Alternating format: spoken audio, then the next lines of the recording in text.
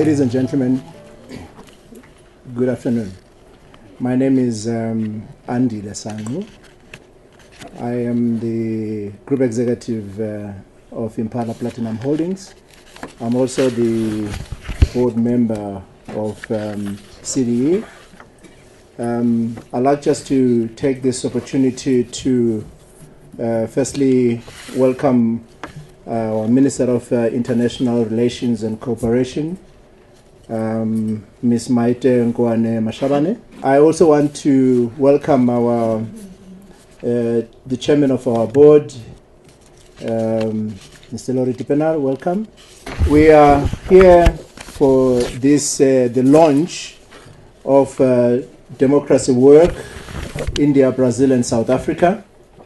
This report has been presented by Ann Bernstein to numerous global audiences.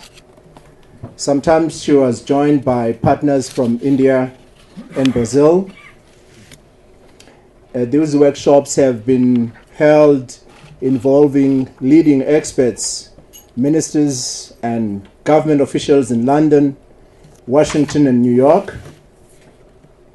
The Democratic Alternative Report was discussed at 25 separate events, including in London, the Overseas Development Institute, the Foreign and Commonwealth Office, the British Parliament, and the Legatum Institute.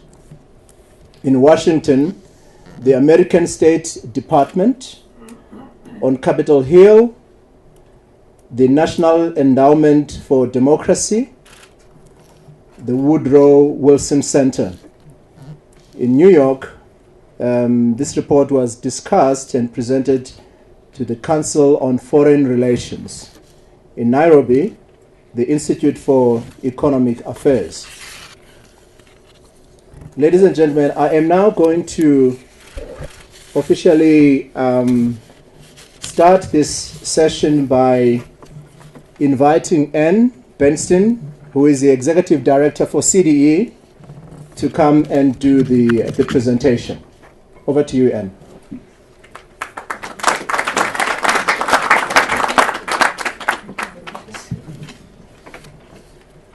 Thanks very much, Andile, and welcome, Minister. We're delighted to have you on our platform today. The President of Brazil once said, "I prefer the noise of a free press to the silence of the dictatorships." And I think in South Africa, too many of us take our democracy for granted. We celebrate our elections, and we've held some impressive elections since we became a democracy. But democracies are about so much more than only elections. Of course, elections are very important. At regular intervals, you need the right to, if you like, throw the rascals out and try a new bunch. But there's a lot more to democracy than that. Democratic societies involve independent institutions.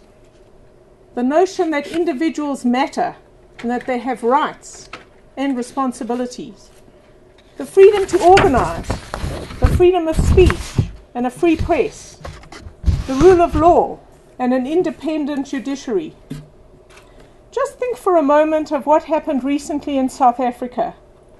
Think of the power relationships involved and the separation of powers involved when the judges of the Supreme Court of South Africa said to the lawyer representing the president of our country, as they did recently, "You don't really have a case, do you?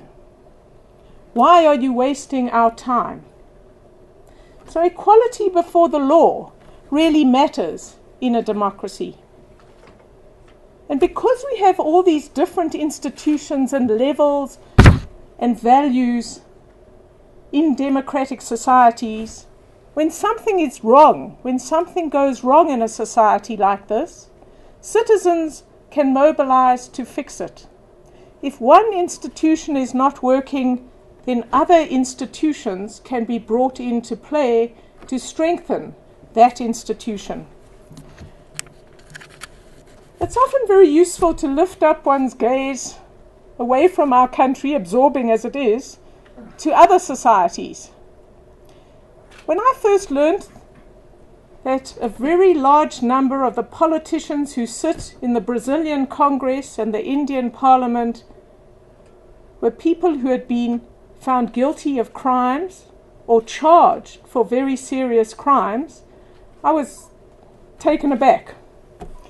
But then you dig deeper and you realize that citizens in those countries had to mobilize, and they have done so, to organize to introduce a new law. And so in both those countries, they have now introduced a law which says, amazing as it may sound, if you're going to make our laws, you can't have broken them, essentially.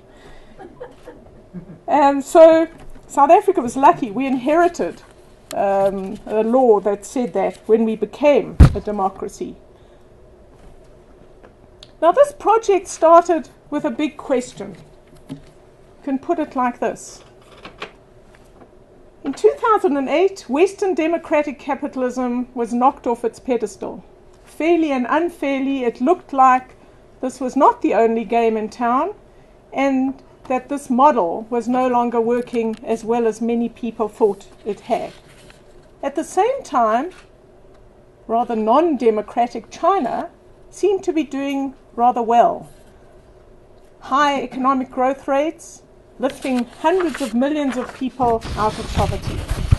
And the question we asked was, can we turn the spotlight towards the democratic societies in the developing world?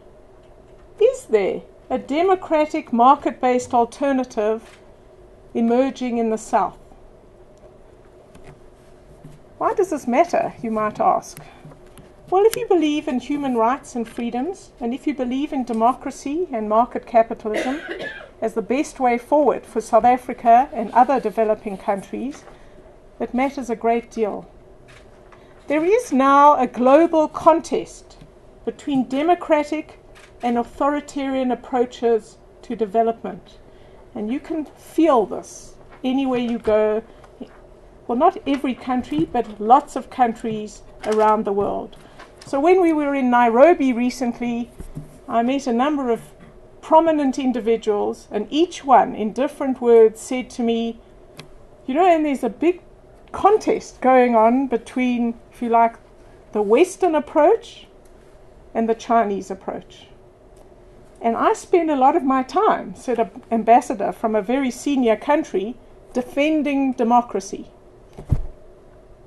The president of Ethiopia has made it very clear he doesn't believe in democracy. He thinks that he knows exactly what's right for his country. Why spend all that time in meetings and wasting your time talking? Let's just get on with it. Rwanda, and there are other examples. South Africa, we certainly, the government sees there's a lot to learn from China, and we're sending cadres to courses in China. I would hope, Minister, that we're learning about the benefits of introducing markets in that society rather than their politics necessarily. But there is a contest going on, and that's why these issues matter a great deal. So why did we choose 3 countries, India, Brazil and South Africa? Well, they're the democracies in the BRICS grouping, and they have formed their own grouping, IPSA. These are 3 very important countries in their regions and continents. And it's vital for not only their own countries, but for their regions and, I would argue, the world, that these 3 countries really do well and continue to do well. So they're pivotal countries. They punch above their weight. They are, of course, 3 very different societies. And yet, the more we learnt about all 3, the more similarities emerged. So the report we're launching today is built on 12 specially commissioned research papers. We ask experts in each country, tell us about democracy and growth in your country, democracy and poverty, democracy and corruption, democracy and innovation. We then pulled these together into country reports, and we held very high-level workshops with experts and policymakers in Delhi, Johannesburg and Rio. And I'm going to very quickly try and give you the essence of this report. We decided to start with the achievements of these three countries. And in the past 25 years or so, three very different countries have notched up what are significant achievements. Some 25, 30 years ago, they each faced economic crisis. They responded to this by introducing fiscal discipline and market reforms. And this has resulted in real progress within vibrant democratic cultures. Let's take India, a country of some 1.2 billion people, has had some years of spectacular growth, and this has benefited hundreds of millions, not just the rich. Some 200 million people have been brought out of absolute poverty. And, for example, the former untouchables, the people at the lowest material levels in that society, are now running, or before the last elections, or running some of the federal states. They have political power, and the rate at which they have been brought out of poverty and into new opportunities has been faster than many other groups. Take Brazil, 200 million people. This period has seen the taming of inflation, steady economic growth, and the modernization of the economy. All of this, coupled with urbanization and some effective social policies, has led to single-digit poverty figures, single-digit unemployment figures, and a Gini coefficient that measures inequality that is going in the right direction. South Africa, the smallest country of the three at 52 million, over the past 20 years of democratic rule, our economy has grown from some $80 billion to $400 billion. Significant numbers of people have been moved out of poverty, and millions of South Africans now have access to services that they never had before, such as electricity, running water, telephony, waterborne sewage. And some 3 million individuals or families now have urban homes. What is happening in these three liberal constitutional democracies is a massive process of inclusion and development. Inclusion into the modern economy, inclusion in terms of status and dignity, and hope for a better future. The progress made in all three societies is often insufficiently acknowledged by many of their own citizens as well as outsiders. It's too easy to dismiss what has been done in the context of how much more still needs to be done. You see the remaining poverty and lack of opportunity, and you tend to overlook what has already been achieved.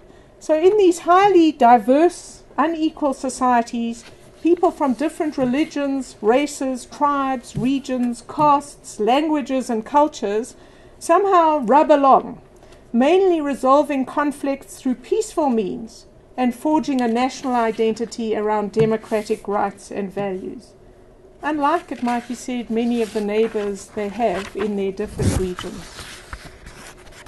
The second part of our report looks at what we call the democratic advantage, and we looked at corruption.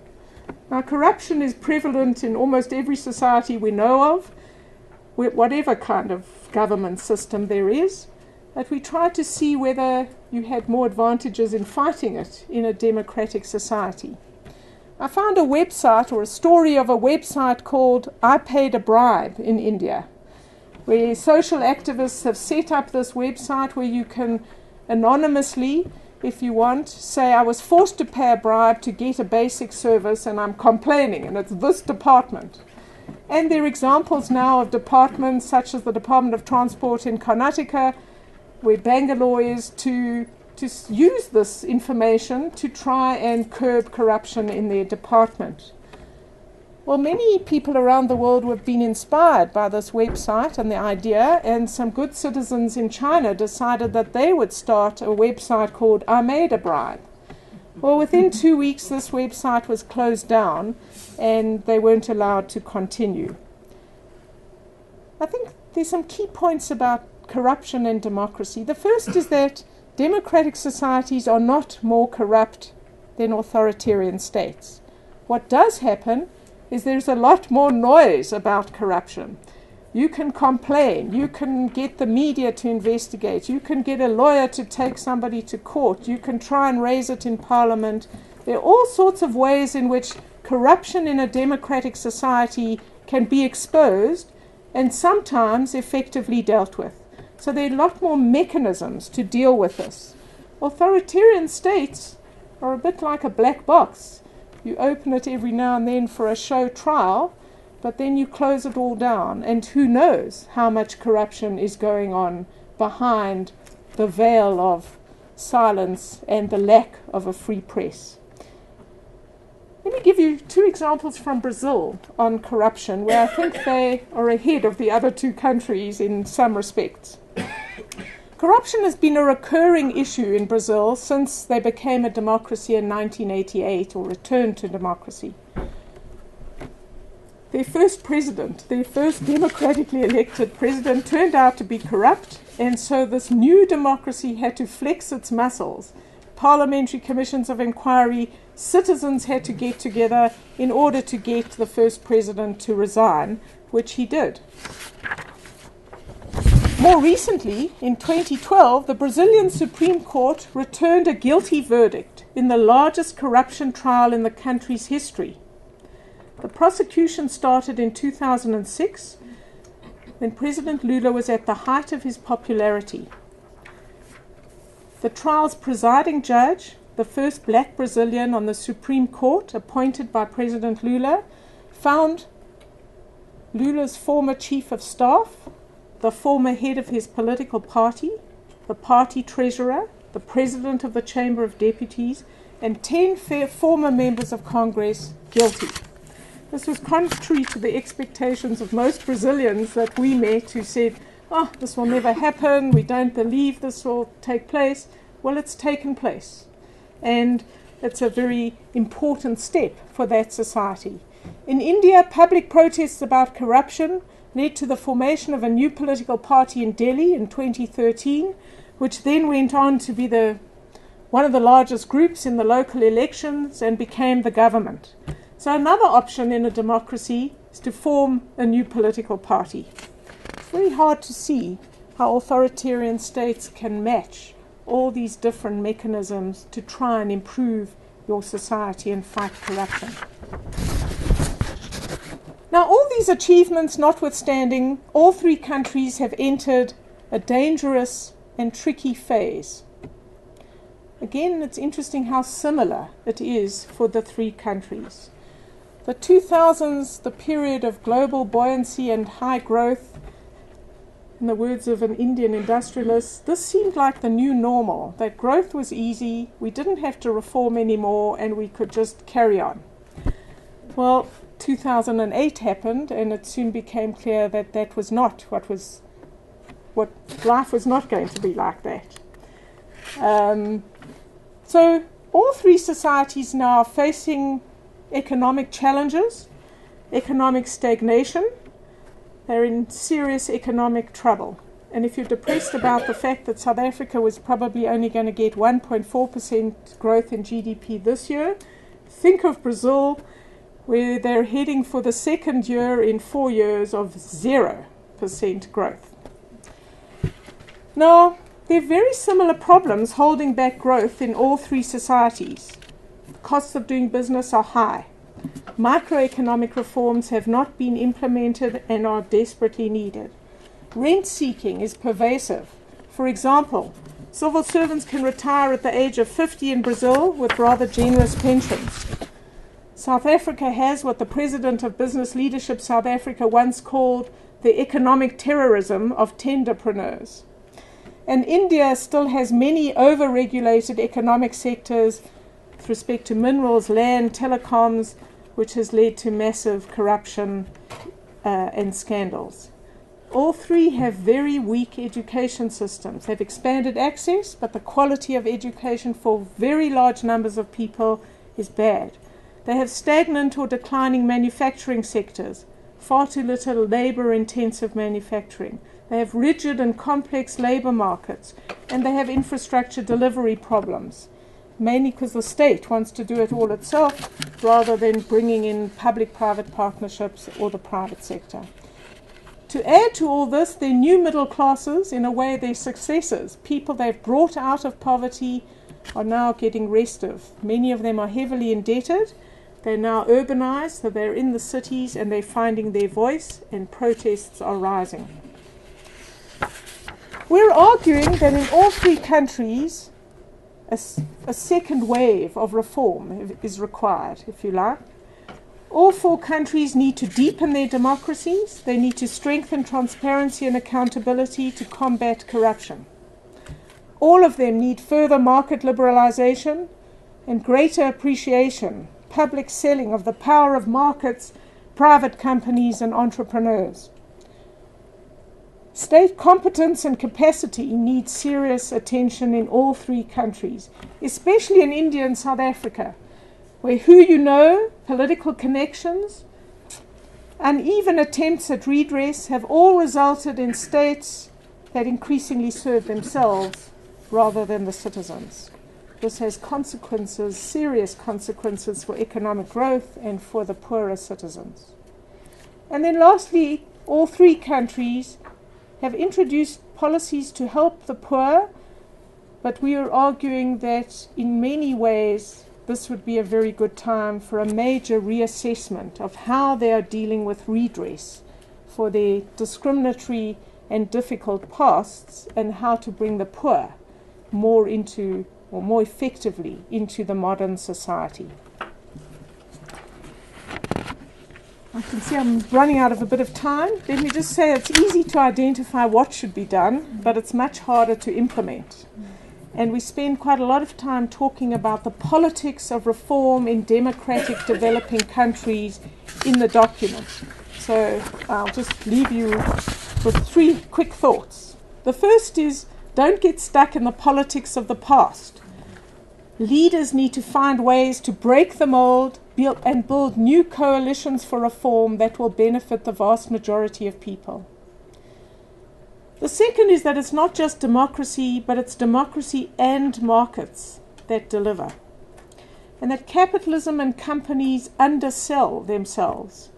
And this matters in countries with our kind of history. That politicians and business people are going to need to be much more effective at selling the benefits of the market to everybody.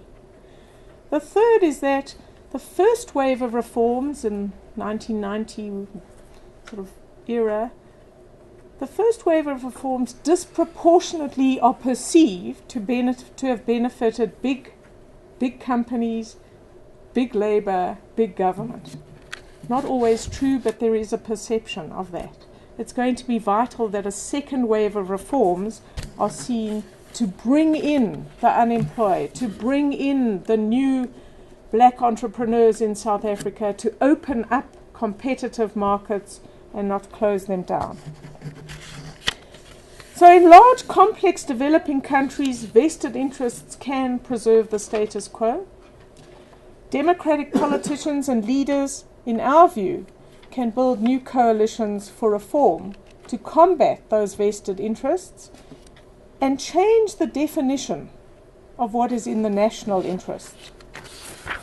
Let me conclude then, Mr. Chairman. It would be nice to stand here and argue that democracy is essential for growth and development, but this is empirically incorrect. Some authoritarian states have delivered. But if you ask the question differently, do countries have to give up their freedoms if they are to deal with poverty? Can you have growth and development and inclusion as well as human rights and freedoms? We think the evidence from India, Brazil and South Africa is compelling. It's not democracy that is holding back these three countries.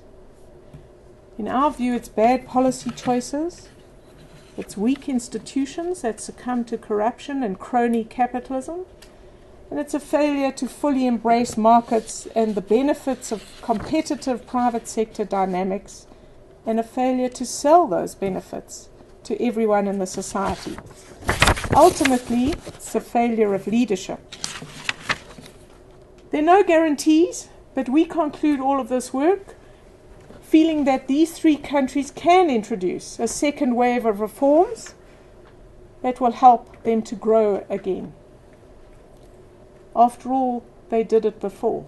Democratic governments put together the coalition sufficient to introduce market reforms in the past. None of these countries offer a blueprint.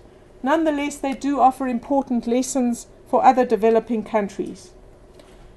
So, ladies and gentlemen, in our view, there is a democratic alternative emerging from the South. India, Brazil, and South Africa embody this, and they're three pivotal countries to watch to see if they can implement the second wave of reforms so necessary for growth and inclusion to continue and expand. Thanks.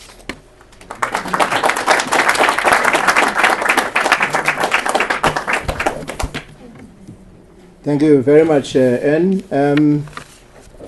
I think you've raised quite a number of thought-provoking issues that we will spend some time and talk through. You mentioned that we should not be stuck in the politics of the past. You spoke about democracy and markets, the second wave of reforms, and finally you mentioned that there is indeed a democratic alternative. I am now going to invite our Minister of International Relations and Cooperation to come and lead with a response. Over to you, Minister.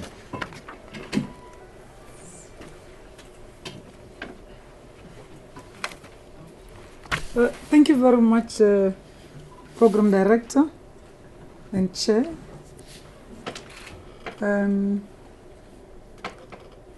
Ann Bernstein and Justice Malala, they're my fellow panelists. I was keen to say to Mr. Stan, why don't you make Justice rise first? so that I can give proper attention to him. Then I threw my eyes around the room and I started asking myself, who is in this room to respond to this groundbreaking report as presented by the CDE. Of course, because we are South African, we are expected to work 30 hours a day because we are a nation in a hurry. So advisors tell you, no, you're going to have an interaction with CDE, so we prepare notes. So I don't want to waste your time with the prepared notes. I don't know how much time we have, but I think just throwing my eyes around in the room, I see the brains, I see the minds that can make a difference in the real South Africa that majority of us in this room would want to still be around, and said we had this opportunity to have this comparative study put to us in some room, in some corner of Johannesburg, and we wasted our time because we were stuck in the past. I think we should first say, and I read your report, I marveled at it. Luckily, when I was a young diplomat, I spent a lot of time, I spent almost more than 5 years of my life in India. I saw India changing right before my eyes. I have spent a little bit of time in Brazil, in and out, and I've listened to South Africans who have visited Brazil for 2 days or so, coming back and say, we want our Lula moment in South Africa. And then you come back and listen to learned people like my brother, the Justice. When are we getting our Lula moment? And then last year I had an opportunity to to be invited to a forum, a very informal forum. Please, Pumzile, remind me that I still owe those ministers this meeting. I said, wait until after elections. If I come back to DICO, we'll do this meeting. And I want us to do it. This is a forum of Nordic countries, former Scandinavian countries, and just a select group of ministers of international relations or foreign affairs of Africa, where there are no minute takers, it's just us, looking at the new economic model that we want for developing countries in Africa, and how the Nordic or Scandinavian model, the economic model, can work for us. There's a foreign minister of a country called Finland. He was 60-something last year, much older than me, who warned me when we started the meeting because they were hosting, and warned me again at the conclusion of that meeting, that, you know, South Africans have always been impatient. They've always been a nation on the move. You've always been self-critical. You've always wanted things to change. Let me start here. When the African National Congress was celebrating its centenary, we also had a moment to celebrate this in Addis. It was so gratifying to listen to other former liberation movements saying, we learned from South Africa and we liberated our countries first. So we want to say to you, please continue to lead with us. Don't leave us behind, because we believe in you. You know, there are times when you listen to the cacophony in this country, just about how impatient we are against ourselves, that we even forget the strides, positive strides we have taken moving forward. I was a non-resident ambassador, young non-resident ambassador for South Africa in the Philippines in the early 90s. And I met a young journalist, I won't mention his name because I don't want to embarrass him. He was trying to follow some scandal of denial of the past. And Filipinos were like, we are tired of demo crazy. We want now to focus on democracy, to move on. That's your story. You continue with it, but you're not going to get any evidence here because we want to move on. Because there was nothing to follow. What were we chasing? That during the sanctions era, there was a representative of denial who was a sanction buster, who was given some boat as a model to market some denial the way they used to. So where is the boat? Where is the man? Of course, we found the man. Of course, he told the story. But it was a Muruband story. But back to the story of the Finnish foreign minister, confirming this report that you are presenting to us, Ann.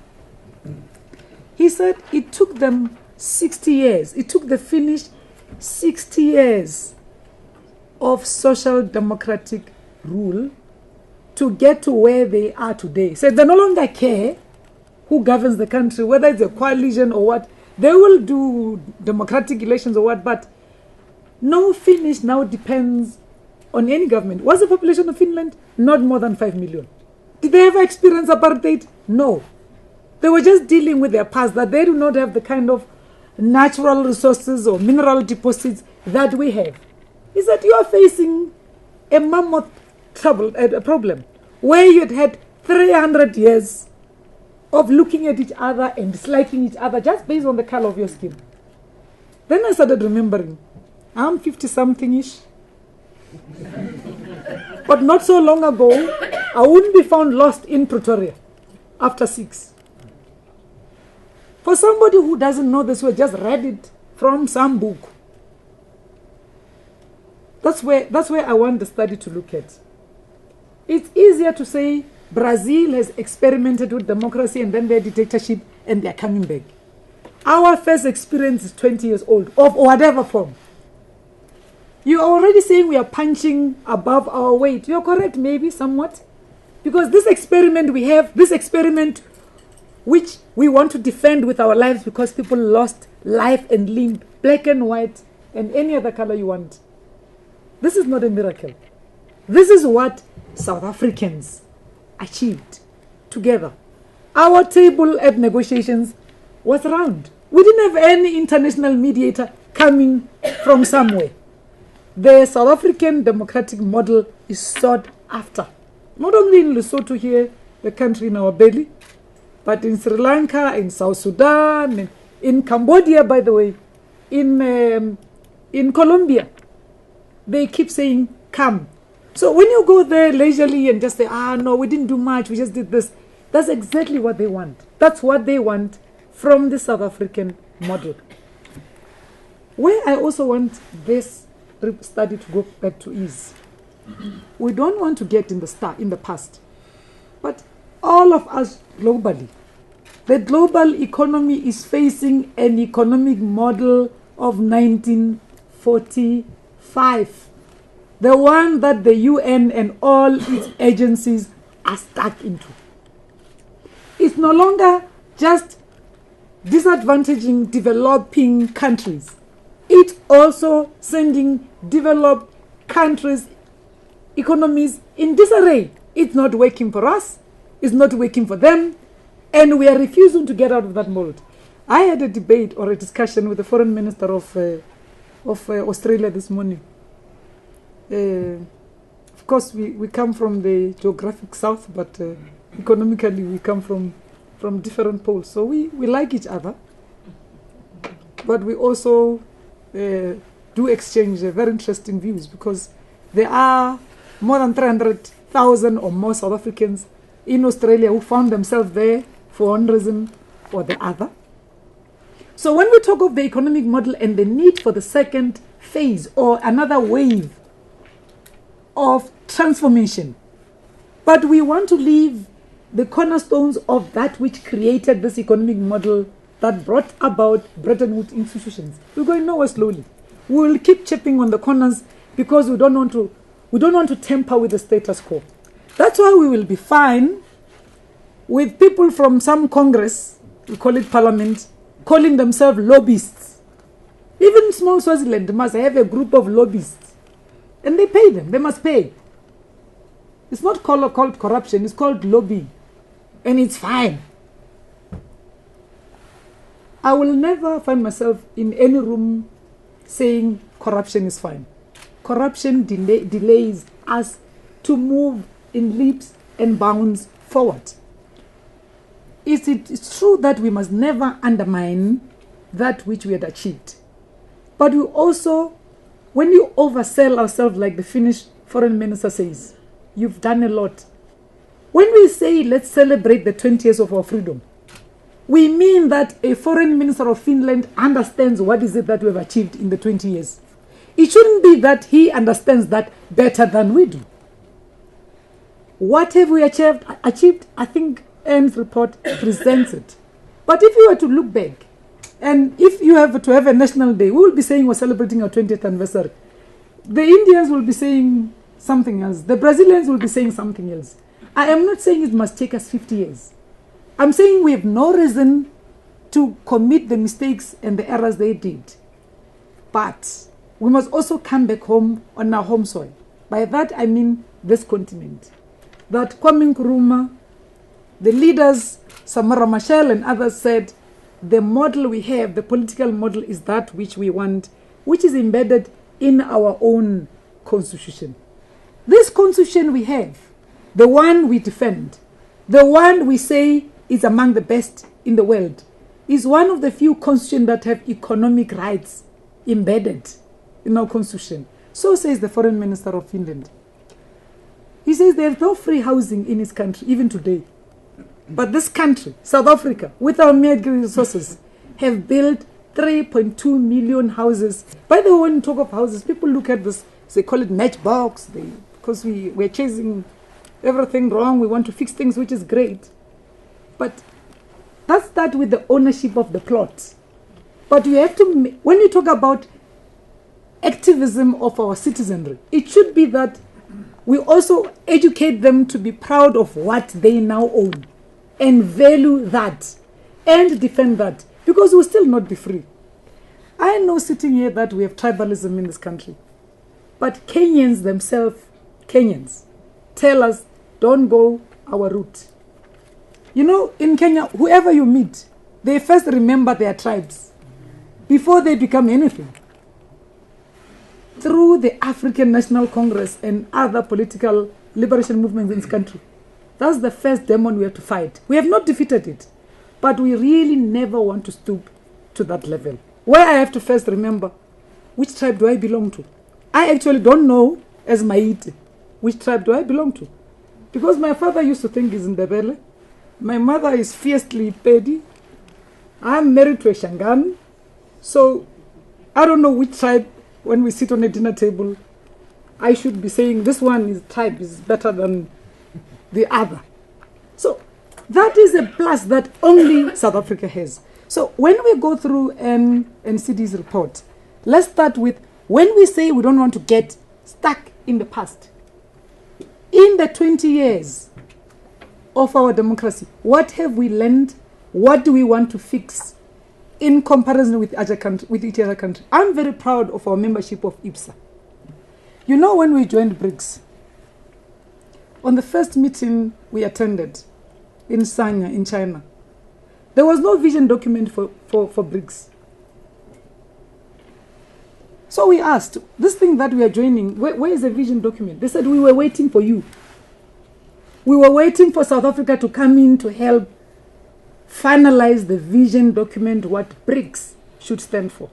Because there are certain elements that you and you alone can defend in the formation of this. So if we were, with all the brilliant experts that we have in the room, look at the Sanya Declaration and the contribution of South Africa, that finally our entry into BRICS was not just historic, or critics say we shouldn't have, but we helped coin what should be the declaration of what is it that BRICS stands for. When we talk to the other members who are not in the IPSA, they say we better learn from you than from others, because we think you will not be lecturing to us. We will be transforming our society with you. Of course, if we're to relate or engage with the Chinese in international relations, it's cross-pollination. I get this out of this relationship, but I must also be contributing something. I cannot be coming in barehanded. One thing we learn from this, and I want to repeat, is let us also focus on the reform of the Bretton Woods and the reform of the United Nations and the Security Council. The crisis we have globally today that undermines growth in both developing countries and developed, it's just these wars that we're engaged in. All these wars, only South Africa and a few other countries can look at the Russian and Chinese in the face and say, you now call yourself P2. The others call themselves P3. When we celebrate 70th anniversary of the UN, what are we going to be celebrating? That the more things change, the more they remain the same? That the Security Council we have today, the permanent members are still what they were in 1945? How they got to that high table, they themselves decided, we are bigger than these people. I don't know if there was any country in the continent of Africa that was free. But 70% of the issues that go on the United Nations Security Council and get discussed are about us, without us. So what economic reforms are we talking about? When we are all of us, subjected to the national interests of the P3 plus P2. When the P5 decided that they will have IMF and World Bank, it was about bailing us and bringing conditionalities to all of us, India, Brazil, everybody. Brazil suffered a lot without us. When we say let's reform, if we are to delve deep into this new phase of transformation of global economy, it should be that even the things that are the untouchables, talking about the untouchables, can we touch this one? Can we reform this thing? Because it's no longer helping us to move forward. It's even impeding us. Who started ISIS? Who started Al-Qaeda? Who started Boko Haram? Whose children are those? The foreign minister of Australia was saying to me, we don't understand these kids. You know, they grow up in Brisbane and all these nice places. You know, we are a developed country. How can we raise kids who want to become girls who just say, no, I'm following my boyfriend from country A. I would rather be a martyr there. I'm going to give him comfort as he fights for the caliphate. Doesn't make sense. So I said to her, I listened to that, to the voice of that girl and the parents of this girl from the UK who was trying to explain why she's joining this. It's because the parents we raise kids like we're raising robots. If we feed you well, if you take you to the best school, if we make you read the Quran or the Bible every day, and you are brought up in a good family, and you are not growing up in Kerala state in India, and you are a good Muslim, how do you become this thing? Because nobody listens to you and what you yearn for. Where you are, you're a second-class citizen. But your parents want you to be proud because they came in as immigrants. You are told you are a citizen of this country, but we are reminded at every corner of the street that you actually do not belong here.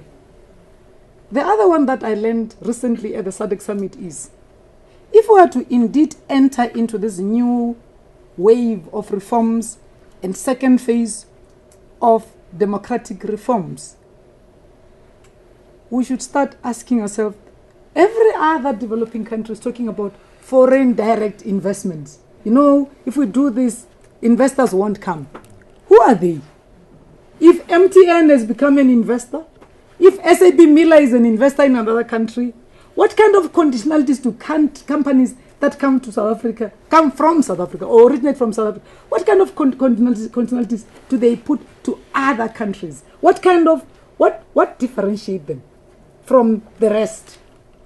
You are now the group executive of Impala Platinum. I was born in Limpopo. I cry when I hear that near some mining towns, here in South Africa, people still eat pap with water. No relish, no beans, just pap and water. So we have made leaps and bounds, and congratulations, you are there. But how do we get into the second wave? There is this FDI. We must all be preaching FDI. Where is the domestic investment? What is the contribution? What kind of partnership? Has business come to the party in South Africa? If you ask me if business has come to the party in Brazil, I'll say yes. If you say, has business come to the party in India? My answer is yes. They don't care whether you bring a tea seller as a prime minister. Prime Minister of India today used to sell tea in the streets of Gujarat. He is the Prime Minister of India today. Now, the business capital in India feel the need for them to grow the economy of India. Tata. Do you know Tata? The company? Before they become a major investor in South Africa, they are a major investor in India. Where is our capital? Who is going to be fixing this model, this thing that we are trying to build that is only 20 years old? This is how do we enter the second wave when we are refusing to deal with this very, very stubborn pockets of inequality, of unemployment, and poverty. How do we get our own people trapped up in poverty cycles? This is the new wave we should get into. This is how we should make use of your report. What is it that we want to fix that is broken as a nation? When I was young, I knew that I can be a political activist. I knew I was taught not to hate people because of the color of their skin. I knew that, or dreamt that we'll have an economic model that will be embracing of all of us. I knew that we had to work for social cohesion. Where is the South African Council of Churches? What role do organizations that, I call them NGOs, the role they played in bringing about democracy in this country? I spoke to one or two of them. They said, if you go out, because now they're still expected to go outside, they're still expected to go overseas. They can't come to you to ask for funding. You're going to try and direct them to what is in your interest as a company, not the national interest of the country. They must go get some donations from Nokia or some faraway company in a faraway country. Where are you and what is your role? When we talk of social cohesion, one Nordic foreign minister said, you are 20 years old as a country. I'm a mother of 6 children, raising 5. So I know how hectic 20-year-olds can be. You need to get into their group to understand, to just appreciate where they are, what their needs are. We want to have solved all our problems in 20 years. And because South Africans love to solve problems, we want to stick to what is not working. It's only when we go out of the country that we listen to others who tell us, hey, even Kenyans, that which we have there, get it right, fix it. The Kenyans were very angry with themselves. They came up with a constitution, and I'm sure you've seen it, which they are now saying is difficult to implement, where they must have a government of the elected president, vice president, and senators. Government, president, and whoever is in government. So they actually have double DGs. What do I mean by that? Bongi knows what I'm talking about. If you have the minister who is not an elected representative of the people, and then you have a director general. In Kenya, they have a minister who's supposed to be an administrator and also a DG. They all have to wake up in the morning and be nice to some senator. I don't know how many senators do they have there for the government to move. Because they were very angry. They wanted to fix something. They have gone on the other side. So they said they are going to have to bend their fingers a little bit to go back and look at what is it that needs to be fixed. So our model needs to work. We need both the political, we need capital, we need our social partners to know that there is no place like home. We can be much better, much more robust, achieve and attain our goals because we are a manageable, sizable economy. We can't complain about the demographics. There's no corner of the country that we don't know. But I think we spend much more time chastising each other than what Indians do, than what Brazilians do. We shouldn't agree with everything that this sector does that other one doesn't. We must protect our Chapter 9 institutions. We also have to know that this democracy is young, so we are going to make mistakes, and we are making mistakes. We need proper watchdogs. But the watchdogs themselves are still in the phase of finding their feet. So we have no perfect institution at the moment, but it needs all of us to guard all these institutions jealously. We must refuse to go into democracy, a mode of democracy.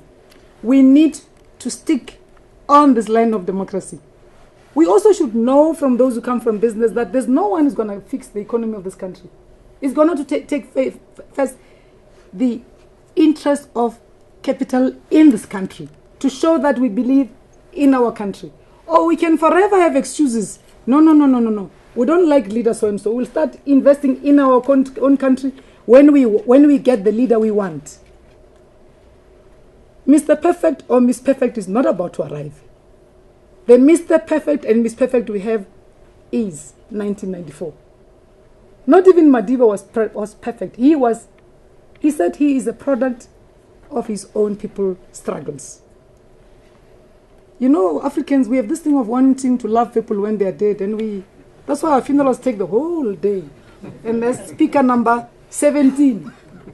Because that's when we remember how, we must say how much we appreciated your contribution. It starts with the memorial services, then we speak the whole day, others are crying and so on. But when you are there, we are unable to look at the perfect example of the Prime Minister of India. I was in India when he was the Chief Minister. Never in my wildest dreams did I ever thought he was going to become the Prime Minister of India. Indians do what Indians want, and they put India first, with him there at the helm as Prime Minister. They look at the positives about him and look at how they should advance that. Yes, the most viable and dynamic democracies or young democracies we know of today, it's India, Brazil, and South Africa. But they have their own uniqueness because of where we come from and our history. Failure of leadership comes and starts with a small interrupt session like this one. We all have to succeed in contributing to Agenda 2063, our own Agenda 2063, with South Africans contributing the way we should. I wish we had more time so that we could interact real time. Because I don't know of any 70-year-old who would be 40 again, but some of us mean to be around in 2063 and look back and say, I was there, I made a contribution with longevity and good medical health care. I mean to be around in 2063, and I need to be telling the good story of South Africa, moving on from now, by putting South Africa first, because there's just no place like home.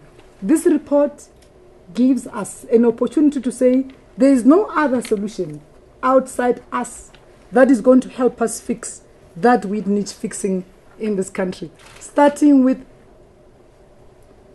our own capital, having confidence and investing in this country, about having leadership that has to be accountable, that we make accountable, that we work on social cohesion, because it took South Africans themselves to fix that needed fixing when we went to CODESA. We still have an opportunity. People still look at us and respect who we are and what we are about. Let's use this report to march forward positively. I thank you.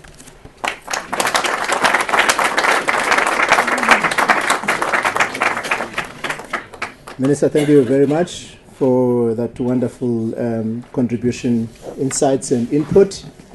I am now going to invite Mr. Justice Malala, who is a political commentator and a newspaper columnist, to come and make his own contribution. Ladies and gentlemen, I also want to mention that Mr. Peter Bruce, who is the editor-in-chief of BDFM, was supposed to be with us this evening. Unfortunately, he had to undergo an operation on his toe, so he's really out of action for some time. So please accept his apology. Over to you, Justice. Okay. Thank you. Thank you, Anne. Thank you, Minister. Thank you, Andile. Thanks for asking me to respond to your report. And I was at one of the workshops about a year ago where we had quite a robust debate about South Africa and India and Brazil. So I'm happy to see the final report now out, and I'd encourage people to actually read the South Africa reports that led to the workshop, because there's a lot more detail in it than there is in the final report. It's a fantastic report. Minister, I'm glad you ended up on that very fine ANC slogan in the run-up to the elections, a good story to tell. I feel a bit sad that the ANC used that payoff line, because I like it very much, and it's true. I think part of the problem in South Africa is that we don't stand back and look at ourselves through other people's eyes. We don't look at ourselves from a distance. It's usually when I go traveling, and I do like my holidays, that people come up to me, as you rightly say, and say, wow, you guys, what you did, what you've done, it's amazing and fantastic and so forth. And I think the evidence is all around us. The evidence is in the report itself. Everything from, the houses that you mentioned, the electricity provision. Many of us forget that, someone like me, until I went to, I'm always reminded of the fact that when I first arrived at UCT, I couldn't work out how to work the plugs because I'd never had electricity in my life. But these are things that we take for granted, and I think it's something to reflect on. When I was about 10 years ago, I was asked by a fantastic young man, Nigerian guy, who said, "Justice, I'm starting a newspaper, come and join me." And I was very enthusiastically, I came back, left my job, I joined him. And I was always amazed when I traveled with him to Nigeria, and people would say, "Oh, Justice, you and your democracy, you can't eat democracy." And when I look back on that period now, I think, wow, all these guys saying you can't eat democracy. But that was 2003, 2004. And I remember at the time, South Africa was part of efforts to end the conflict in the DRC. And people forget that what was going on in the DRC, there were 25 armed groups fighting in the DRC. There were eight countries involved in there. We talk about Zimbabwe, others, they were all in there, part of the conflict. And so when you think back about what happened in this country in 1994, it was the start of something incredible and amazing. And it's, I saw a report the other day from, I think it's Freedom House, the US think tank. And in 1989, if you'd gone and counted the number of democracies on this continent, you'd have counted Botswana, the Gambia. I think there were 3. We weren't part of them. So it's there is a good story to tell, and it should be told, and I'm glad the ANC has told it. That said, I think I should reflect as well on what we are going through currently, and I'd like to say one of the things that I find disturbing about our current dispensation is that I have to start off by saying, wow, how amazing we are, and then move on to, oh, but there are concerns. It shouldn't be that way. The things that we have done well, we have done incredibly well, and we should be proud of them. And we shouldn't have to sort of quote our criticism of what's going on by starting to say, what do you say you wouldn't get lost in Tshwane? One of the amazing things about Tshwane, and the fact that I come from there, is that now if you're a young woman and you're in the city of Tshwane and you're walking around and you're scared that you might be attacked or something, and you don't have airtime, something that we take for granted here, you can log on to the Wi-Fi, which is free, and actually call someone and say, I'm being followed, or I'm scared, or whatever you need to be. And this is an incredible thing that we don't talk about enough. And so those things, for me, are the things that we should be doing. Those are the things that we should proudly, again and again, talk about them. But these are the challenges that all of us in this room as leaders have to continue to want to do. So I want to say, I say the good things, but I want to say that I shouldn't have to say them because I'm going to say the bad stuff, because the bad stuff is concerning.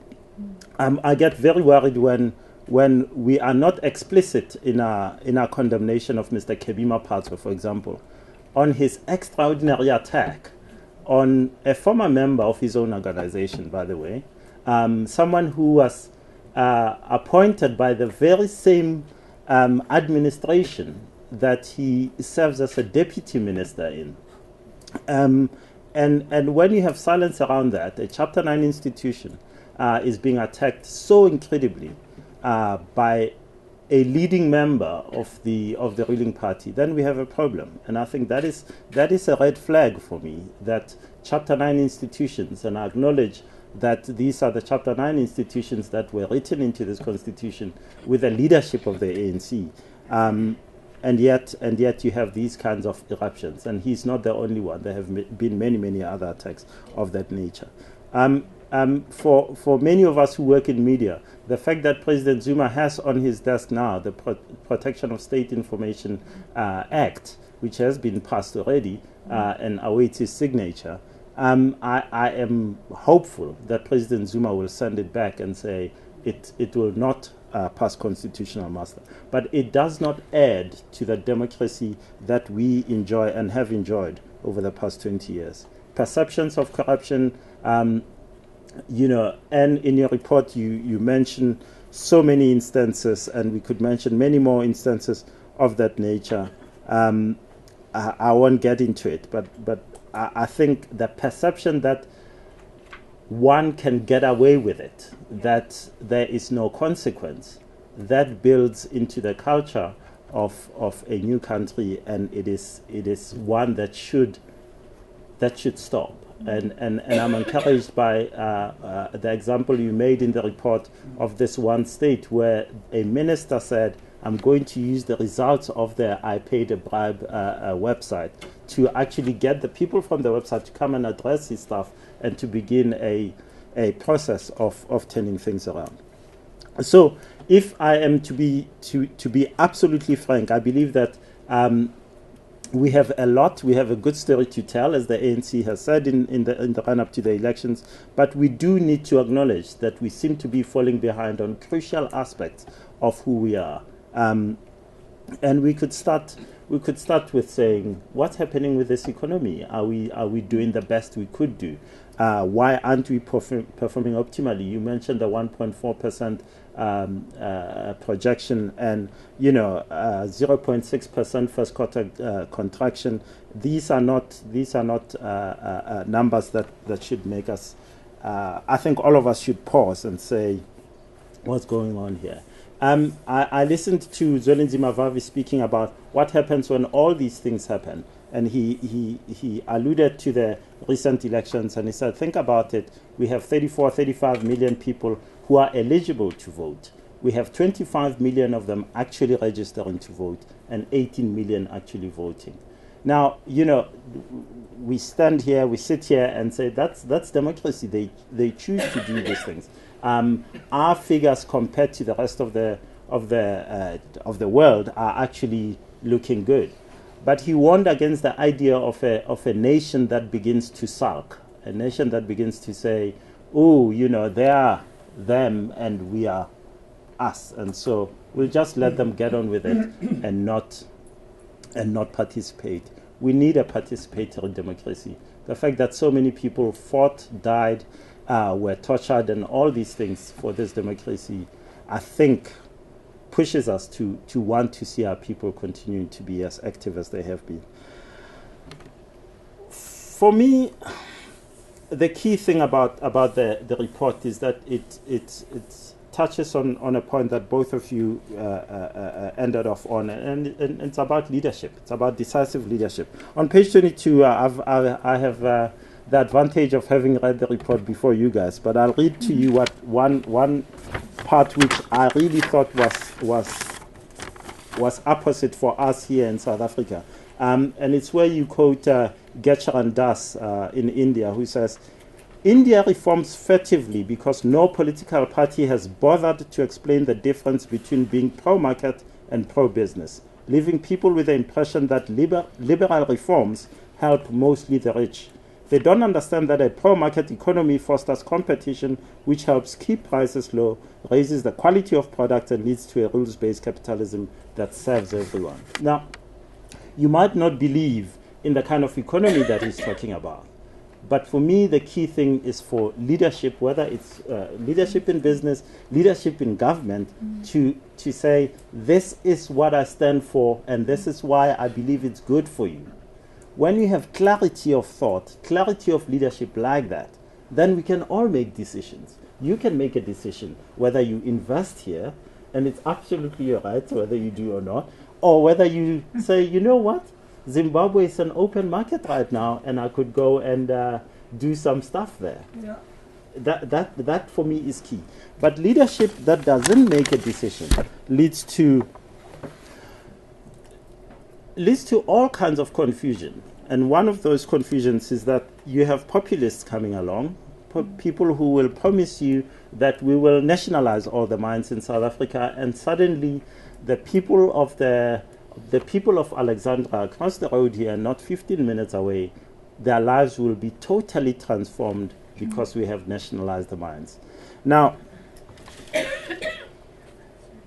because you haven't clearly said, this is my way, you're opening the door for people to say, perhaps that is the way, and begin to move towards that. Or to say, no, I know that Andile actually does stand for this, so I'll continue to vote for him, but I'm not sure.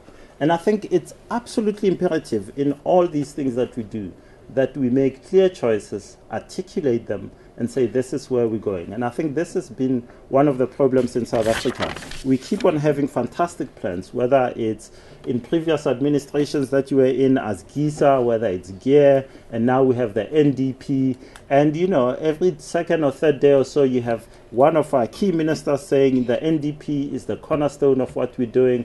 And sometime later, you kind of seem to be prevaricating on that issue. And I think this is the failure, and this is the challenge that we face. We need decisive leadership. We need clarity of leadership, where people say, this is what we are about. And I'm very happy today that you have come out clearly on our stance internationally. And I might absolutely disagree with you, but I know where you stand, and I know where South Africa stands. And I think then we can have a fight, and have a fight on the basis that. But if you say, oh, no, actually, you know, we all of the continent, we're going to Washington D.C. and we're going to have a big meeting with Barack Obama, and it's an absolutely key meeting. And then the next day you seem to be, oh no, actually. It's absolutely key that we are aligned to the BRICS, and particularly to the East, and therefore China, and therefore the Dalai Lama should withdraw his visa application. I must talk to the Dalai Lama. but I think it's one of those things that we need clarity on. And so I think at the end of the day, and for me, the key thing about the report is about leadership. It's about making clear choices and saying these are the ones. We in South Africa have embraced the kind of democracy that we have embraced. You're absolutely right. We are the leaders. We are exemplary. People look at our constitution, say it's fantastic. Well, part of it is that it's messy. If you're running South Africa Inc., you will have, because of the nature of openness that this democracy gives us, you will have a Julius Malema in your ear every day, calling you names, saying this, saying that.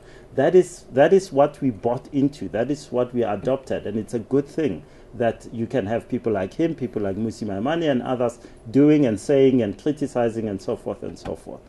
But key for me is that the success that you mentioned in this report, and is that people used that democracy with all the noise and all the challenges and all this. They still said, this is where I believe. That's why in South Africa, for example, we could attain nearly 6% GDP growth in the mid-2000s, sure, on a fantastic global economy, but we had made clear choices. And I think the biggest challenge to us is that we could start going backwards because we're not coming out and saying these are the clear choices that we have made about our democracy, about our economy, and about the democracy that we enjoy today and you know, continue to exploit, which we should be doing. Thank you very much.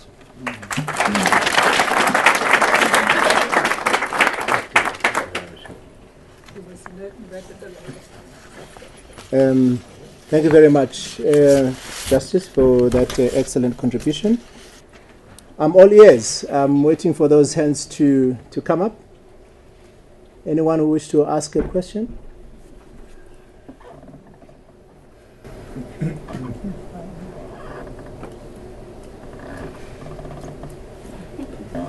Sorry, I'm terribly... Yes, can you just introduce yourself? Sorry, Joanne Kaplan from Exclusive People. I'm sorry, this is probably a terribly naive question, but I don't understand why the Minister doesn't feel that foreign direct investment is an important thing for South Africa, and I just wondered about that. Okay, one question. Another one? I saw a hand this side. I want to break the silence. Paul Ziller. And I'm very intrigued by this notion of coalitions for reform, which are needed absolutely to overcome the dangers of elite capture and vested interest. In contemporary Brazil, India, South Africa, can you point to, beyond the political process, can you point to any examples where there have indeed been these coalitions which are coming together, civil society, political institutions, which can inform that kind of very important vision? Thanks, Paul. Minister, may I ask that you respond to John's question? Thanks, and I emphasized domestic direct investment because all the other countries that are in the study, the lead investors in those countries are domestic investors. Foreign direct investment effect, but what is happening at the moment is that we almost seem to be like, if we don't get FDIs, the country will stop moving. And we know that there is old capital in this country that can contribute to the growth we want. They would not do it alone, but that's why I mentioned Tata, that they are one of our foreign direct investors. But they contribute in their own country almost 10% of the net value of investment in their own country. Let me give you another sad example. Not so long ago, we're hearing how we have become the second largest economy in the continent. We refused to enter that debate because that was not so important for us. But I got stuck in Lagos at the airport for other reasons. I'll save you the story for tonight. But two would-be big business Nigerian found me in that lounge. And they said, they said they are very happy and proud of us not responding to that. One, to that debate as to who is the largest and who is the biggest. They said they know. So they are happy we can enter that. Largest, biggest. Secondly, that South Africa of 2014, with all our challenges on electricity, for example, or generation of power in this country, we still boast of more than 40,000 megawatts. The other larger economies still used to have or generate 4,000. Since they said they are opening up their power sector to the world, unlimited, their power generation has dropped to 3,000. Because they all had to sit back and wait for some foreign direct investor to come from somewhere.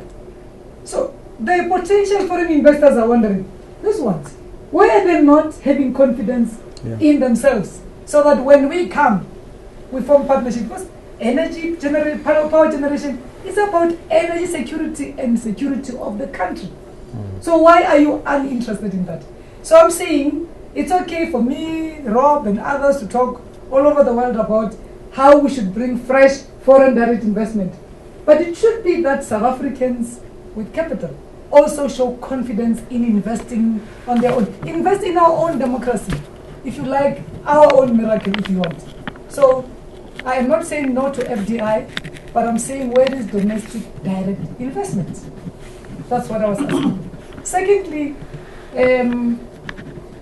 Justice here said something about how we should all fight corruption. We should. We should fight corruption wherever it rears its ugly head. We should fight it robustly. And when business bring collusion, the noise should also be equally high. We mustn't say they were fined and we don't know who exactly was part of this collusion. They paid 10% or 2% of their collusion. Let's close it, let's move forward. Because it doesn't help us expand the economy the way we want to. I will not respond to all because we don't have time. Okay. I wish I had. Thank you very much, Minister. And can I just hand over to you to respond to Paul Zille's question? Let me start by saying that I agree with the Minister that corruption takes two parties, and it's the corruptee and the corruptor. And that when this happens in the private sector, we should be as robust in denouncing that as in the public sector. And I don't think this has happened as loudly as it should. I agree with you 100% that we need to be very clear on that. This doesn't absolve, of course, the use of public money for the wrong reasons or for personal gain. So this is a very big issue. Yes. I think the question of where do we see coalitions and what might be learned from other countries is an important one. I was really struck, well, let me answer in two parts. I was really struck with the Brazilian examples at the very wide coalitions of citizens and groups that got together, for instance, on corruption. So you had the National Council of Catholic Bishops mobilizing to get signatures for a new law where legislators can't be criminals, and together then with professional associations. When last did we hear the South African Lawyers Association or the Bar Council speak out on important issues? Not for a long time, in my view. So in Brazil, around the corruption issues, which we studied in some detail, you're seeing those kinds of coalitions of, I imagine, parties that don't normally talk to each other, and they've had some results. That's really interesting. I think India, I'm a big India sort of optimist. I think the recent election was a remarkable experience. You had the opposition political party, an enormous country, campaign in a completely different way, whereas previously, in previous elections, and the Congress party in government was basically trying to offer as many entitlements as they could get away with, and even those they couldn't. So they were offering to subsidize food for almost everyone in the country. I mean, they were just sort of pushing entitlements and goodies on the electorate as much as they could. What was interesting about the BJP, who won in such a decisive way, was that they weren't doing that. They said they didn't talk about entitlements. They talked about jobs and growth and more honest and efficient administration. And I think they've pulled together a new kind of coalition to really, I mean, they have a majority now in the lower house.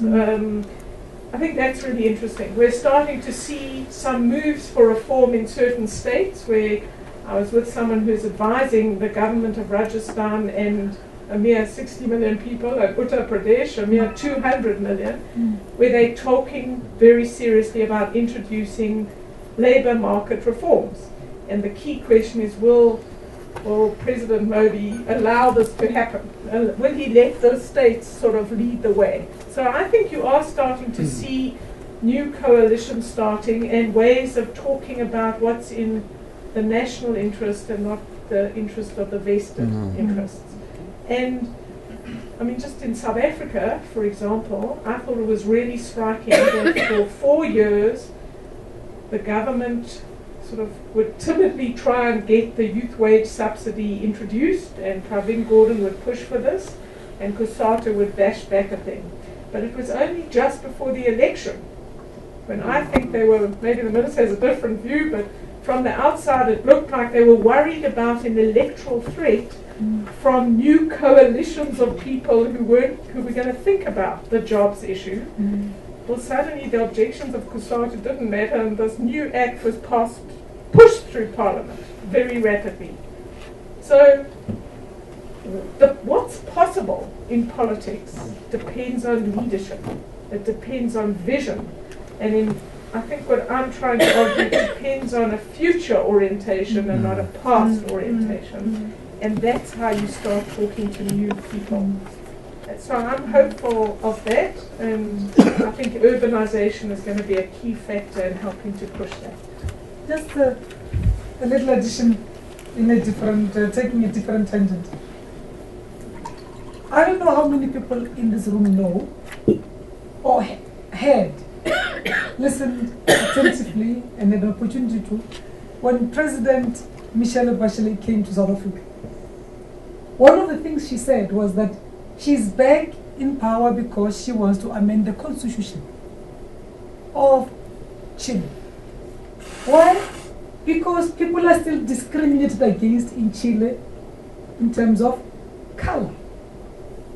She wants Chileans to enjoy that which you and me do. In Chile in 2014. Secondly, I don't know how many of us in this room know that majority of the people in the actual population of Brazil, more than 50% of the Brazilians are black. But majority of their children from those families would not go to schools if there were no free meals, because their families don't have income. I want us to listen to this one carefully. As we go to labor reforms, I don't know how many of us know that when we talk of a living wage, is that me and Bongi must take our, is it salary slips or packages, to the labor office to say, I can pay my domestic worker so much. This is the 6% or whatever. So there's no minimum wage universal. It goes to, as an employer, how much of a percentage of my salary can be taken away. But when you go study models in countries in a great hurry, we actually don't check the details. If you go to the foreign minister of Brazil today, you will not see any face that looks like mine. Because free education goes up to grade 10. From grade 11 upwards, masbonel. So majority of those who make the majority population don't have the money to take their children and carry them through. So this cross-pollination between the three countries should be that the good story you spoke about, Justice. There's just so much that we had achieved before we even started, even if we're 20 years old. So let's go out, let's share earnestly. President Michelle Bachelet asked, what percentage does this ANC get now in these elections? Okay, 62.5. They say I got overwhelming majority by just getting 63%. That's overwhelming. So let us not be self-critical. Let us use this report to move forward. But all of us in this room as leadership know that the solution is going to come from us to make this country a much better place to live in the next coming 20 years. Thank you very much, Minister. Any other questions? Start with you, Bongi. Thank you. I'm Bongi Nkoana-Mashabane. I'm a consultant, independent in the agricultural sector. I haven't read the report, but I did glimpse I think it's near to the end of the document where you talk about the alternative for South Africa. And I was intrigued by the fact that you put institutional reform at the end. Shouldn't it be the other way around? Because effectively, even if you want to create a whole new democratic culture, because you're still using the public service or institutions to effect that change, unless you get a mindset shift within those institutions, they're going to continue doing exactly what they used to do under, call it the old regime, the old democracy. So my sense, and it's just a comment, and I don't want to come back on that, isn't that the starting point in terms of starting to tilt the balance into something new and innovative? Okay, Jane, you have a question? Oh, sorry, Jane. Yes, my question is to anybody in the panel who would like to answer it. But the Minister mentioned the role of civil society, the Council of Churches, etc. And I wondered what panelists think is the role of civil society. My perception is it's gone particularly quiet. I asked a group of school children in some schools recently, a couple of schools, do you know what civil society is? They had never heard the word, not even some of the teachers there. And that was quite shocking to me. So I think it's a point we need to think about. Okay. Thanks, Jane. Any other question? Can you just introduce yourself, sir? My name is Big Chief Talking Bull. I speak on behalf of myself. I do agree with the Minister that local direct investment is lamentable. I don't agree with you that we should just laugh off the fact that Nigeria has a bigger GNP than South Africa.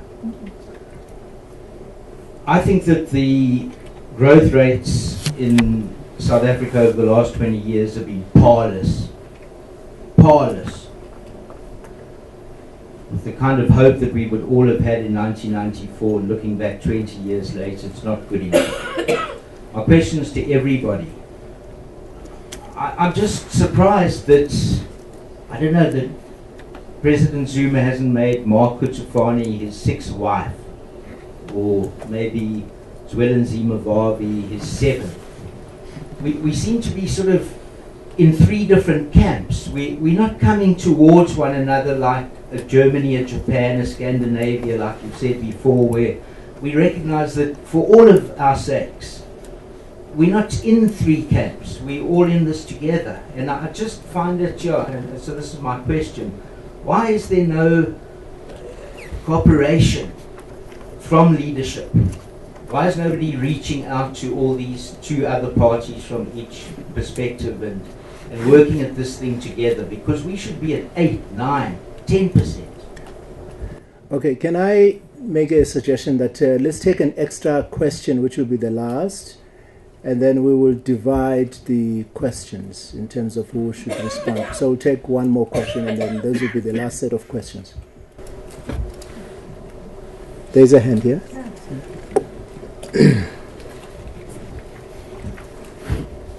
I'm Delani Mtembu from also consulting on leadership. I was tricked by the reference to the importance of leadership and a need for clarity. I get a sense that the issue of civil society or professional bodies sometimes get lost because we are not creating clarity about how to build a country in a new way. We're creating an attraction that it's good that we all become government and we work for government.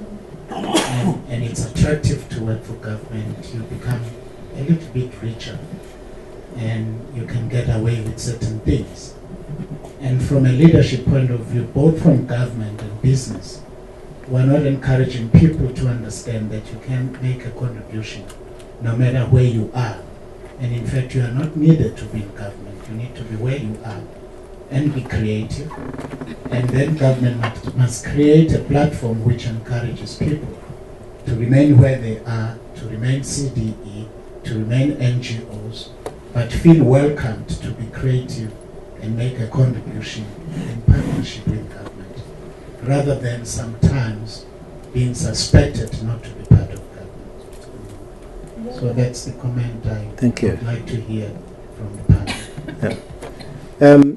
Can I just propose that, Minister, that I ask that you lead with the response? I mean, there are basically 3 or 4 main themes, and then after you've responded, I think any of the panelists can also respond. I mean, the whole issue of lack of cooperation, the role of civil society, the reform of the institutions, and the whole question of leadership. If you could just talk to those issues, and then once you've made your contribution, I will invite the other panelists as well to comment. Thank you. Thank you very much, Dr. Sangqu. The question of institutional reforms wasn't directed to me. But institutional reforms must start with us, all of us, from the political leadership to business to civil society, realizing that there is no nation that sorts out all its troubles of 300 years in 20 years. It is this generation, the generation of Mandela and those who went to Kodesa, can tell their own story and said, we did this. Anybody who's 50 years and above here who says there should be institutional reforms, but none of us say we're going to get our hands dirty. When we say institutional reforms, this is what we mean. And contribute. Maybe indeed we need to unpack what social cohesion is about and what do we want these institutions, as the report that Ann presented me, what is it that South Africa Incorporated need to be doing in 20 years? Critically, what is it that we would want to not only critique but contribute to how we are going to be making the NDP, the National Development Plan, work? There's no perfect plan. When we say where is civil society, this is just that what social cohesion is about. The Finnish foreign minister says, if you were a child, we would be saying you are in adolescent stage. So if the civil society had the role to play, it's today. It's not about voting and be voted for. It's South Africans taking lead themselves to say, this is the kind of a nation we want to grow into the future. Now, we need more and more civil societies that don't just want to be political but also build into. The social movement that Ann referred to, that is ruling New Delhi today, the biggest state. But that gentleman, I met him after elections. He said, now I'm chief minister. I need to know what to do next. Because he didn't know what to do next. He was propelled into taking over political power. He was never meant to be a politician. But there was no one listening to what he really wanted transformed. So, in the corners where you are, I mean, if you were to take Bongi's experience, from where she comes from, the Tapame past, to being a DG of agriculture, to going to private business and being a consultant, imagine if she was to lead a civil society organization that is supported with the experience. We'll go a long way. Just the combination of the two of you seated here. These questions you are asking, it's a tragedy that our children don't even know what civil society means when we are the products of the essence of what political activism in this country that brought down apartheid. The only nuclear state on the African continent was civil society. Leadership. Leadership starts from home. It starts from home, and I said this earlier on. I cannot raise a daughter who says, I am going to want to be a Matai, and I didn't even know about it. All I can do is to stand on television cameras and cry, please my child, come back home, I raise you nicely. There's something that we don't do from where we come from, even from our homes. So let's start now, Mr. Mtem. It's going to begin with you. South Africa Incorporated, that you complained about and you said you represent yourself. You represent South Africans, your age group, who says enough with lamentation. Where is South Africa Incorporated? That would lead in action. No one can take your place and the role you can play in your community, in the city you live in, and just continue saying no to things that shouldn't be happening. If Johannesburg municipality sends you a bill of 600,000 and you're just Justice Malala alone with Madam maybe or not, don't keep quiet, because if you keep quiet, it's not going to be fixed. This is activism in action. And this is a voice that should not be silenced. I lived in India where we had wires all flying all over the place. DSTV, the multi-choice, never made money in India because Indians knew how to cheat that system. They just came back home lamenting. We mustn't laugh off what's happening in Nigeria, but multi-choice, no.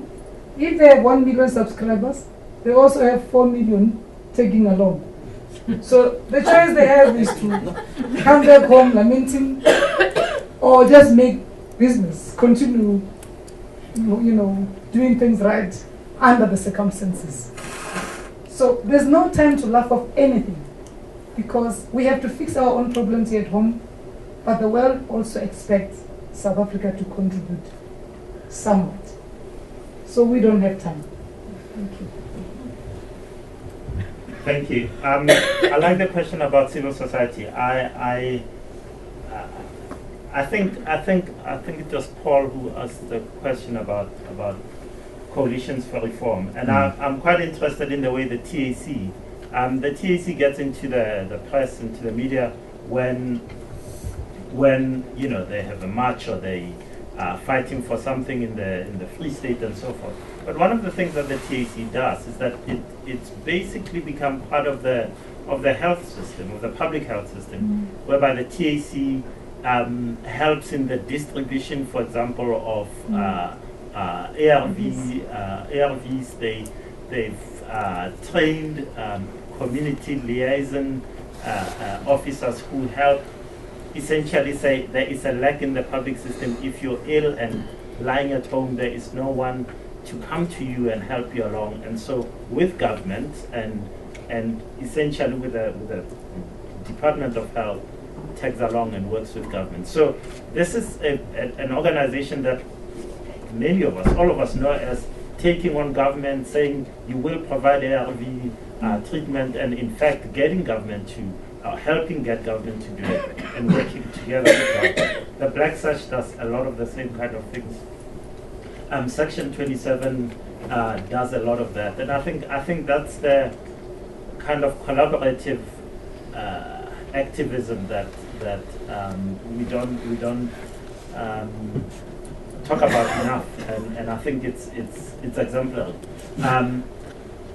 That said, I agree with you, Jane. I think we need more of people like me saying, I'm sorry, the service in the restaurant was bad, or the the electricity bill is absolutely atrocious. It cannot be me.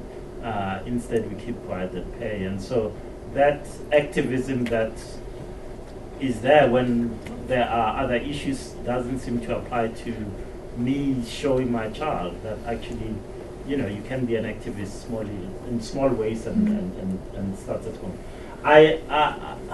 The gentleman talking about the GDP, I agree with you. I think it's appalling. For me, there is a line in your report. It's on page. It's on page 18. It says South Africa now has the world's highest recorded rate of unemployment at 35% of the workforce and 60% for young people aged 18 to 24.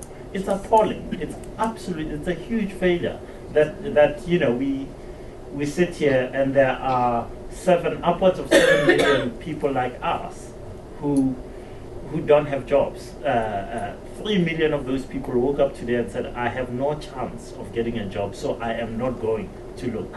And I think that's an indictment on all of us. And so I think the relationship between government and business needs to be fixed. I think there is a fundamental,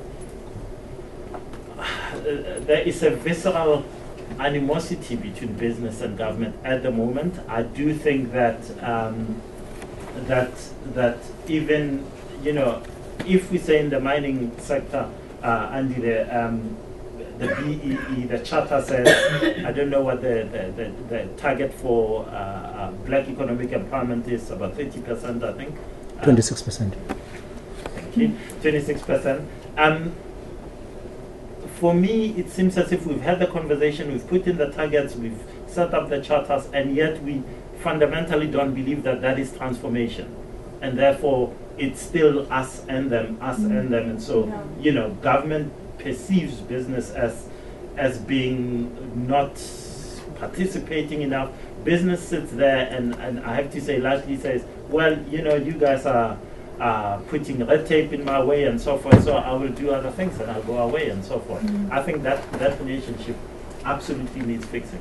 Otherwise, you know, 12, 14%, but you know, at whether we do 1.4%, even if we do 6%, you know, I'd be happy if we did 6%, but unfortunately, with that kind of number and 35% unemployment, there will still be people on the street corners of this country who are not part of the inclusive growth that we'd like to see, and that is we haven't done anything really. We haven't succeeded at all in that thing. Yeah, I think. Thanks very much, Ann. Yeah. Let me come back to the three countries. We're saying that the state in all three countries, but especially India and South Africa, has become not a place that serves the people and is interested in the public good and public service in the main. There are obviously good people in there, but in the main it's seen as a place where people can be enriched for themselves and where they can get ahead for themselves. And that until you break that it's not who you know, but it's what you can do, that is absolutely vital in appointments. And I'm generalizing that is absolutely essential. The state is very important in a developing country like this. So that's the first point I would make, and that's the most important institution of all to get right. And we need to stop talking about this. It requires action and sincerity about it. The second issue is, across the three countries, they have to get faster growth. And with great respect, Minister, I think foreign direct investment is absolutely vital, and South Africa is part of the global economy, and our companies need to be free to make decisions about where to invest. I don't think there's a lack of commitment to this country in the business community. I think there's enormous commitment to this country, but they're not happy with the environment for business. In Brazil, it's called Custo Brazil. It's the cost of doing business in Brazil have their own name because it's so irritating and so counter to a more efficient economy. There are lots of complaints about all the regulations and red tape and all sorts of things that are hampering faster growth in India.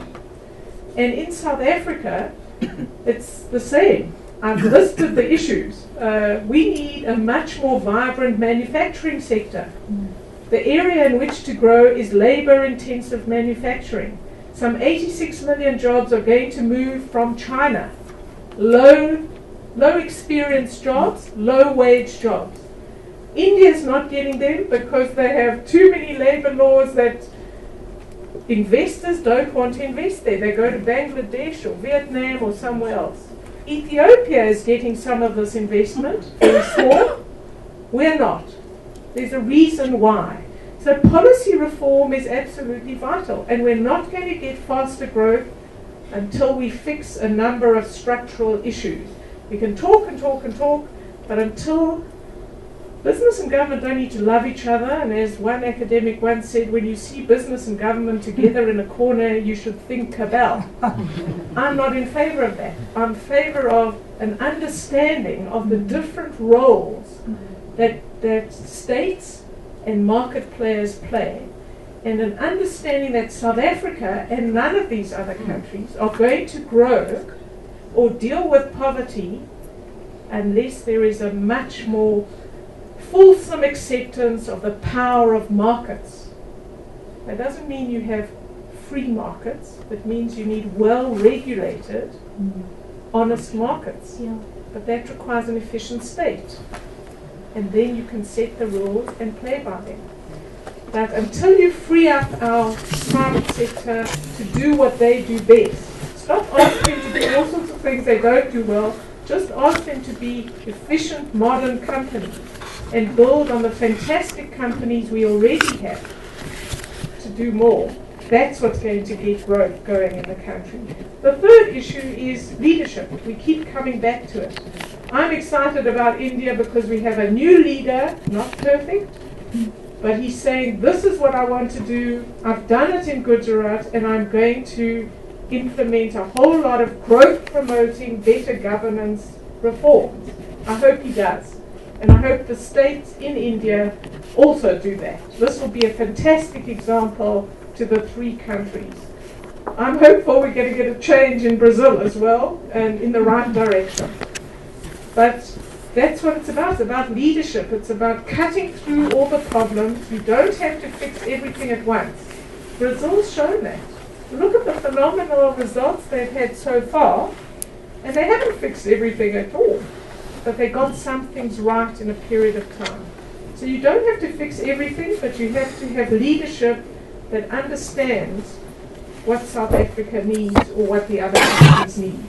And I think that's what we're struggling with at the moment. The business-government relationship is absolutely vital for the country. And it's not going to happen without some hard talking and some realism about how you get South Africa up to 4, 5, 6% again. And that's also going to require some realism about how you fix education and training. We all know the problems. We can discuss it till we're blue in the face. But until you start dealing with performance management, you're not going to make real progress. And that requires a new deal with the unions. So let's talk about what's real here. Special interests versus national interests. And I think that's what's required in all three places.